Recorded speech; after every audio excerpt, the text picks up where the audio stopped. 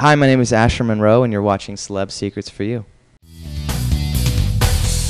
Well, I'm excited to be finally putting it out. I'm very proud of the work that I did, and this is a body of work that I did about a year and a half ago. I got to work with Chris Brown and his team of amazing writers and producers.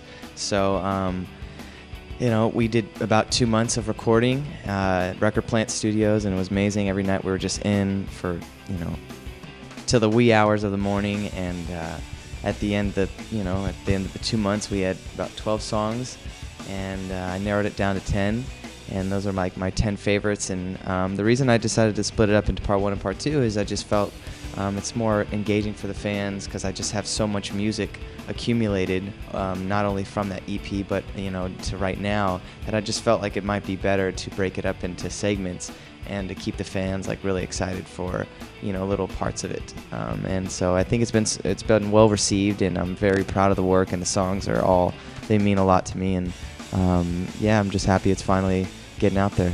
No, there's no real difference between part 1 and part 2.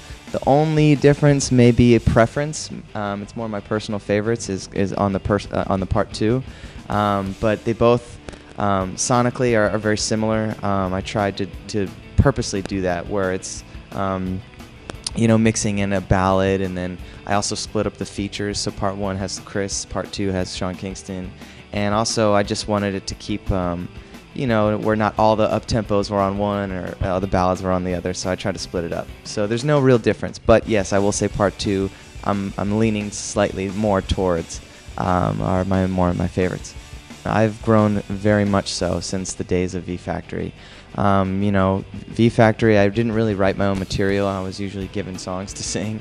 I performed a lot. There was a lot of dancing, and stepping out of the group to go solo was good for me, because I really had to start from the bottom up, and I really just started engrossing myself in the writing process. I started working with some great writers and other people, and really started gaining that confidence that I needed to really feel like I could do it all myself. And it takes a minute to get on your feet when you feel comfortable as a solo artist, because your image, you want your sound to be how you see it in your head, and all the thoughts and the creative. So getting it on paper is another thing, and but I've grown a lot since V Factory days. I mean, I write all my music. I co-produce most of all my songs. I do very hands-on with the visuals. I'm about to direct my next music video by myself. I co-manage myself, and so there's a lot of things that I like to be hands-on with, and only has it taken that amount of time to grow into it and feel comfortable. But I've definitely grown a lot since the V Factory days. Well, there's definitely one big secret that I don't know if everyone knows about me, and that's more I really have a love for animals. And growing up, I always had dogs, but I feel like it's gotten bigger and bigger over time. So now, I can genuinely say I have 2 peacocks that I own that are roaming around the property, which is kind of crazy. I've got 4 dogs. At one time last year, I had 8 dogs. And some of those were Tibetan Mastiffs, so you can imagine very big, large breeds. And I love dogs. I just got a cat. I'm about to get a second bird. It's basically almost like a zoo on my property.